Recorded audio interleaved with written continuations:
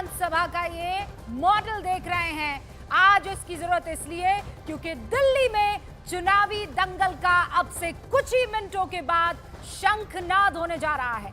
चुनाव आयोग ठीक 2 बजे प्रेस कॉन्फ्रेंस करेगा और उसके बाद ये साफ और क्लियर हो जाएगा कि दिल्ली में किस तारीख को वोटिंग होने वाली है और कब चुनाव के नतीजे सामने आएंगे। दिल्ली में कुल 70 सीटों के लिए वोटिंग होगी। फिलहाल सत्ता में आम आदमी पार्टी है। बीजेपी इस बार दिल्ली में जीत का दावा कर रही है।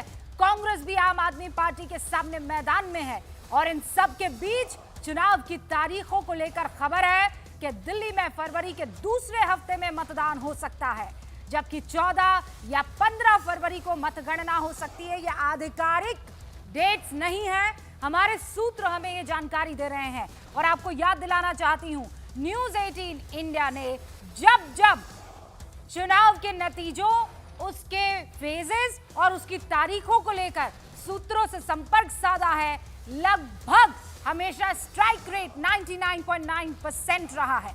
चुनावी तारीखों के ऐलान के बीच बीजेपी, कांग्रेस और आम आदमी पार्टी की तैयारियां पूरी हो चुकी है। लेकिन तैयारियां हैं क्या, ये बताने के लिए इस वक्त मेरे साथ आम आदमी पार्टी दफ्तर से जावेद मंसूरी मेरे सहयोगी जुड़ चुके हैं, कांग्रेस दफ्तर से अरुण सिंह मेरे सहयोगी और बीजेपी ऑफिस से प्रियंका कांडपाल मेरी सहयोगी मौजूद आपको नजर आ रही हैं। आप सभी का बहुत बहुत स्वागत है। सबसे पहले जावेद आपसे शुरुआत करूंगी क्योंकि इस वक्त मौजूदा सरकार सत्ता के केंद्र में अगर कोई है तो आम आदमी पार्टी तैयारियां कैसी है?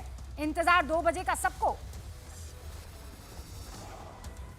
देखिए, बहुत बड़ा वक्त है 2 बजे का, जब सभी तीनों दलों को इंतजार रहेगा कि आखिर किस तारीख में ऐलान होगा। लेकिन अब से थोड़ी देर पहले अरविंद केजरीवाल ने आम आदमी पार्टी का कैंपेन सॉन्ग यहीं से लॉन्च किया। मेरे पीछे जो आप मंच देख रहे हैं, आपको बता दें कि आम आदमी पार्टी हर चुनाव में एक कैंपेन सॉन्ग लॉन्च करती है और उसके बाद फिर चुनावों में जाती है। तैयारियों की जहां तक आपने बात की रूबिका, आम आदमी पार्टी सभी 70 सीटों पर अपने कैंडिडेट घोषित करके कम से कम यहां पर आगे दिखाई दे रही है, क्योंकि अभी तक कांग्रेस ने 47 उम्मीदवार दिए हैं और बीजेपी ने 29 उम्मीदवारों की सूची दी है।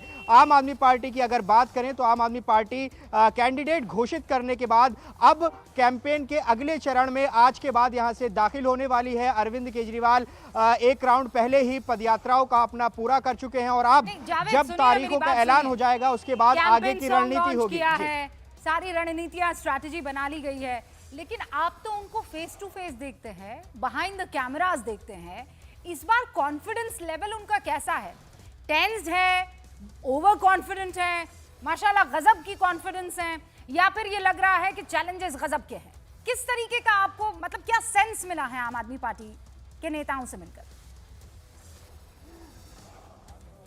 देखिए, आम आदमी पार्टी पिछले 10 साल से सत्ता में है और कोई भी पार्टी कभी भी ओवर कॉन्फिडेंस में तो कम से कम नहीं रहती। और उसकी उदाहरण भी हम आपको बता देते हैं कि आम आदमी पार्टी ने जो 70 उम्मीदवार दिए हैं उसमें इस बार जो लिस्ट दी है उसमें से 20 जो मौजूदा विधायक थे उनके टिकट काटे हैं। तो आम आदमी पार्टी कहीं से भी कोई जो कमज़ोर कड़ी है उसको इस चुनाव में नहीं दिखना चाहती, क्योंकि हमने देखा कि जब लिस्ट आ रही थी तो कई मौजूदा विधायकों के टिकट काटे गए थे। ये आशंका कहीं ना कहीं ये थी कि अगर कोई नाराज़गी किसी विधायक के खिलाफ है तो उसको पूरा कर लिया जाए, नया चेहरा दिया जाए, और यही वजह है कि कई टिकट जो है वो काटे गए हैं। रही बात विधानसभा चुनाव में आम आदमी पार्टी को ये लगता है, क्योंकि हमें याद है कि दोनों दल जो है इंडिया गठबंधन का हिस्सा है नेशनल लेवल पर, लेकिन दिल्ली में कांग्रेस और आम आदमी पार्टी इंडिया गठबंधन में नहीं है। अरविंद केजरीवाल साफ तौर पर यह कह चुके हैं कि कोई कांग्रेस से गठबंधन नहीं होगा। उसके पीछे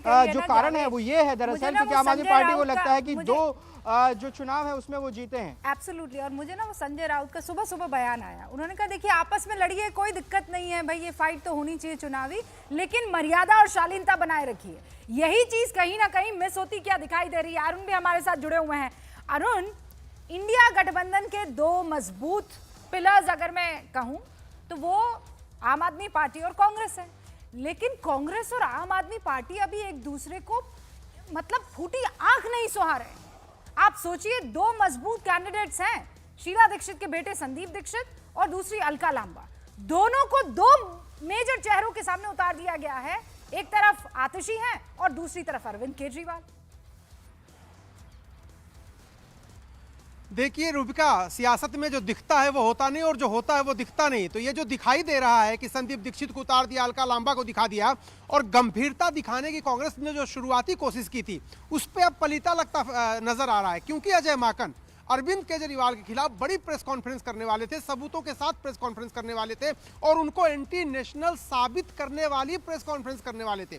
लेकिन कांग्रेस आलाकमान ने उनको रोक दिया। क्यों? क्योंकि स्टालिन ने अरविंद केजरीवाल के बातचीत के बाद राहुल गांधी को फोन कर दिया कि भाई आपस में मत लड़ो, अगर आप रहोगे जिंदा तभी 2029 में लड़ पाओगे। तो कांग्रेस के सामने तो अपने अस्तित्व बचाने की लड़ाई है। दिल्ली में जो स्थानीय नेता है वो बहुत नाराज है इस बात से कि भाई आप हमें खुल के लड़ने क्यों नहीं दे रहे हो। केंद्रीय नेतृत्व तो कहां है? इतने खुलासे हुए आम आदमी पार्टी को लेकर के, उनके आधिकारिक निवास को लेकर मुख्यमंत्री के, या फिर सीएजी रिपोर्ट के लेकर राहुल गांधी ने क्या कोई ट्वीट किया? क्या प्रियंका गांधी ने कोई ट्वीट किया? क्या मल्लिकार्जुन खड़गे ने कोई ट्वीट किया? क्या जयराम रमेश ने कोई ट्वीट किया? क्या वेणुगोपाल ने कोई ट्वीट किया? तो केंद्रीय स्तर पर उसी पार्टी से ही दिल्ली में अगर आप गलबहियां करेंगे और सारा कुछ लड़ाई आप लोकल लीडरशिप पर छोड़ देंगे तो बात नहीं बनती है। आप भले दिखाने के लिए कह दिए संदीप दीक्षित वहां लड़ रहे हैं, अलका लांबा वहां लड़ रही, लेकिन आपका नेतृत्व कहां है? कोई रैली हुई? प्रधानमंत्री की 2 रैलियां हो गई, आपकी कितनी रैली हुई? आपके नेतृत्व के बड़े लोग कहां हैं? तो ये देखिए कांग्रेस पार्टी को खुद से ही चुनौती है। उसको जीरो का जो आंकड़ा उसका है बड़ा सा जीरो विधानसभा चुनाव में, उसी को पार पाना है। 4.2% आपका वोट बैंक है, 15 साल आपकी सरकार रही है। आपने एकदम नब्ज पकड़ ली। हाँ, जिसे कहते हैं ना दुखती नब्ज सारी पार्टियों की, वो आपने पकड़ ली। लेकिन ये जो स्ट्रैटेजी अभी चली जा रही है कि भाई जो शीर्ष नेतृत्व है वो बीच में नहीं आएगा, लोकल नेतृत्व जो है वो अपने आप से लड़ाई लड़ता रहे, वो कितनी छीछा लेदर करता रहे, लेकिन इसका फायदा किसको मिलेगा? इसका फायदा कांग्रेस को तो मिलता हुआ, मतलब मुझे, अगर मेरी समझ इसमें कम है तो आप मुझे दुरुस्त कर दीजिएगा, वो दिखता नहीं है क्योंकि आप दोनों एक जगह पर नहीं है, ना शीर्ष नेतृत्व है ना लोकल नेतृत्व है। तो इसका फायदा किसको मिल रहा है? आम आदमी पार्टी को मिल रहा है कि बीजेपी को मिल रहा है? देखिए रूबिका, अंदर खाने एक ये समीकरण है और एक चर्चा भी है कि ये स्ट्रेटेजिक चुप्पी है। उसकी वजह यह है कि कांग्रेस पार्टी जितना बेहतर करेगी, जितना वोट काटेगी, आम आदमी पार्टी को नुकसान होगा और भारतीय जनता पार्टी जीतेगी। लेकिन सवाल यह है कि क्या आम आदमी पार्टी को जिंदा रखने के लिए कांग्रेस अपनी बलि चढ़ा देगी? क्या कांग्रेस पार्टी अपने जीरो के आंकड़े के साथ लगातार तीसरे चुनाव में रिजल्ट देगी? तो पार्टी के काडर इस बात से नाराज होते हैं कि भाई आप आम आदमी पार्टी के साथ या बीजेपी न जीत जाए, क्या ये असदुद्दीन ओवैसी की पार्टी आपकी है? एक जगह की पार्टी है क्या कि आप सिर्फ बीजेपी को रोक दो बाकी कुछ भी हो जाए? ऐसा नहीं हो सकता। कांग्रेस पार्टी है, स्वतंत्रता आंदोलन की पार्टी है, इसको पूरे देश में फैलाना चलाना है। 29 में अगर आपको चुनौती देना है प्रधानमंत्री नरेंद्र मोदी को, तो आपको कहीं ना कहीं रिजल्ट तो देने पड़ेंगे, दिखाना पड़ेगा, वर्कर के हाथ में कुछ देना पड़ेगा। झुंझुने से नहीं हो सकता। ये इतिहास रहा है कि जब भी कांग्रेस किसी भी राज्य में, चाहे वो बिहार हो, चाहे वो उत्तर प्रदेश हो, चाहे आप कोई भी राज्य ले लीजिए, दिल्ली भी ले लीजिए, जहां वो तीसरे नंबर की पार्टी बनी है, मतलब एक तो रीजनल पार्टी आ गई और दूसरी बीजेपी आ गई, इन दोनों के बाद अगर उसका नंबर आया है तो फिर वो कभी भी वापसी नहीं कर पाई है। या तो वहां रीजनल पार्टी आई है वापस, या फिर आई है बीजेपी। और इसीलिए ये जिसे कहते हैं ना कि भाई हम हैं कि नहीं हैं, ये अस्तित्व की लड़ाई है, लेकिन वो लड़ाई कितना फायदा किसको पहुंचा रही है इंपॉर्टेंट हो जाता है। प्रियंका भी हमारे साथ बनी हुई है। प्रियंका, मैं बस आपके पास आ रही हूं, उससे पहले जो बाकी सारे मेहमान हमारे साथ इस खास पेशकश में जुड़े हैं उनसे आपका तारुफ करवा देना चाहती हूं। प्रदीप भंडारी हमारे साथ, भारतीय जनता पार्टी के राष्ट्रीय प्रवक्ता, इस वक्त आपको स्क्रीन पर नजर आ रहे हैं। हमारे साथ अनंत विजय साहब भी जुड़ गए हैं जो कि वरिष्ठ पत्रकार हैं। दीपक चौरसिया भी वरिष्ठ पत्रकार हमारे साथ जुड़ चुके हैं। निवांश शर्मा जी, आम आदमी पार्टी के राष्ट्रीय प्रवक्ता, इस वक्त आपको स्क्रीन पर नजर आ रहे हैं। आप सभी का बहुत बहुत स्वागत। मैं आप लोगों के साथ डिबेट करूं उससे पहले प्रियंका से जरा ग्राउंड जीरो की रिपोर्ट ले लूं और उसके बाद आप सबका रुख करूंगी। प्रियंका, किस तरीके की हलचल बीजेपी में? क्योंकि सच बताना है, और सच यह है कि भारतीय जनता पार्टी पर बार बार इन सवालों की बौछार की जा रही है। आपका चेहरा कौन? आपने कितनी मात दे दी आम आदमी पार्टी को? और ये आम आदमी पार्टी जो अलग अलग बिंदुओं को पर आपको घेर रही है, उसका काउंटर कितना स्ट्रांगली आप दे पाए हैं?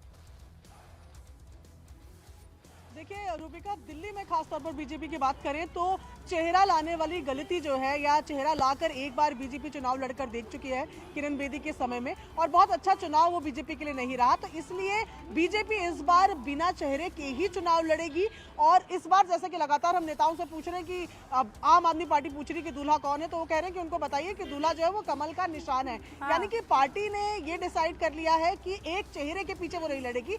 दूसरी बात रूबिका ये भी खास है कि बीजेपी की अगर बात करें तो अब तक के जितने चुनाव हाल फिलहाल में हमने देखे हैं, खास तौर पर दिल्ली में, बतौर बीट रिपोर्टर मैं इस बात को कह सकती हूं कि बीजेपी बहुत कॉन्फिडेंट इस बार चुनाव में नजर आ रही है और उसके कई कारण हैं। जिस तरीके से पिछले 1.5-2 साल से आम आदमी पार्टी सरकार को, चाहे वो शराब घोटाले का मामला हो, क्लासरूम घोटाले का मामला हो, कई ऐसे घोटाले बैक टू बैक आए जहां पर बिजली के बिलों में पीपीसी की बात हो या जो सरचार्जेस रिटायरमेंट के लिए लिए जाते हैं उनकी बात हो, गंदा पानी, पानी की किल्लत, या ऐसे मुद्दे हैं जहां पर पिछले 2-2.5 साल से लगातार बीजेपी आम आदमी पार्टी सरकार को घेर रही है। टूटी सड़कें हो, सीवर हो, ये तमाम मुद्दे ऐसे हैं जो जनता से ताल्लुक रखते हैं और ऐसे में एंटी इनकम्बेंसी भी एक बड़ा फैक्टर है, ये भी मानना ही होगा। और बहुत कॉन्फिडेंट बीजेपी इसलिए भी नजर आ रही है क्योंकि ये जो कॉन्फिडेंस है ना, इसको जरा, जो आप बता रही हैं कि बीजेपी बड़ा कॉन्फिडेंट नजर आ रही है, जावेद वहां पर बोल रहे हैं कैंपेन सॉन्ग लॉन्च किया है, आम आदमी पार्टी का सबकी कॉन्फिडेंट नजर आ रही है, अरुण कह रहे हैं कांग्रेस अपने ही लेवल पर कॉन्फिडेंट नजर आ रही है। यही तो लोकतंत्र में मजे की बात है, सारी पार्टियां